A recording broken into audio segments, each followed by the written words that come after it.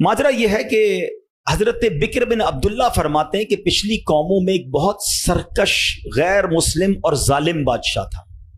وہ اللہ پاک کی نافرمانی میں حد سے بڑا ہوا تھا.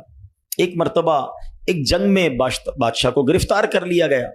اب اتنا ظالم تھا کہ جنہوں نے گرفتار کیا تھا انہوں نے کہا اب اس ظالم بادشاہ کو تو تڑپا تڑپا کے مارنا ہے. طے یہ پایا کہ اس کو ایسا کرو کہ تانبے کی ایک دیگ میں ڈالتے ہیں اور اس کو اونچی جگہ پر لٹکاتے ہیں اور نیچے آگ جلاتے ہیں تاکہ یہ جل بھون کر مر جائے. ایسے ہی کیا گیا. تانبے کی دیگ بنائی گئی, نیچے آگ لگا دی گئی. اب آہستہ آہستہ جو ہے وہ دیگ گرم ہوئی.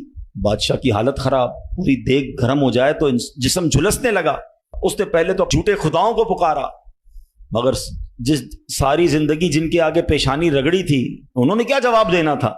کسی نے کوئی جواب نہیں دیا, کوئی مدد نہیں آئی. اللہ اکبر. اب جب سب امیدیں ٹوٹ گئی نا, سب اس کو پتہ چل گیا کہ اب میرا آخری وقت آ گیا, اب میں گیا, اب میں مارا جاؤں گا. تو اب یہ بادشاہ جو تھا مسلمان نہیں تھا. اس نے مسلمانوں کے رب یعنی خداوند قدوس کو پکارنا شروع کر دیا. وہ کہتا ہے یا اللہ, یا رحمان, یا رحیم, مدد فرما دے, اور بلند آواز سے لا الہ الا اللہ پڑھنا شروع کر دیا. اب بادشاہ نے اس مشکل گھڑی میں اللہ سے توبہ بھی کی کہ اللہ مجھے معاف کر دے اور بس مجھے بچا لے, اب میں تیری عبادت کروں گا, اب تک جو کیا مجھے معاف کر دے. بلند آواز سے لا الہ الا اللہ. اس دیگ میں بیٹھا ہوا ہے, نیچے آگ لگی ہوئی ہے. دیکھو کریم نے اس کی پکار کیسے سنی کہ بارش برسنا شروع ہو گئی. جیسے بارش برسی تو وہ آگ بجھ گئی, تو وہ گرمی تو آلموسٹ ختم ہو گئی.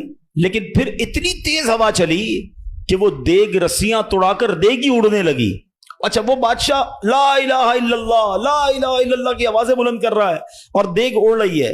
اب دیگ اڑتے اڑتے اڑتے غیر مسلم قوم کا جو قبیلہ تھا وہاں جا کے گر گئی. اب جب وہاں گئی تو لوگ حیران کہ یہ کیسی دیگ ہے جو اڑتے ہوئے آ رہی ہے, اور اس میں ایک بندہ بیٹھا ہوا ہے وہ لا الہ الا اللہ, لا الہ الا اللہ پڑھ رہا ہے.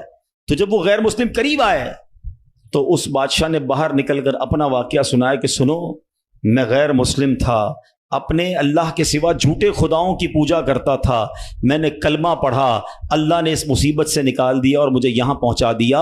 پورا گاؤں کلمہ پڑھ کر مسلمان ہو گیا.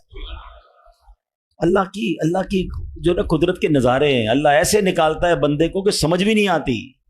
بات وہی ہے کہ دل سے اسے پکارنا ہے, مگر دل سے گر گڑا کر توجہ کے ساتھ, فوکس کے ساتھ. پھر دیکھو آپ کی مشکلیں کیسے ٹل جاتی ہیں.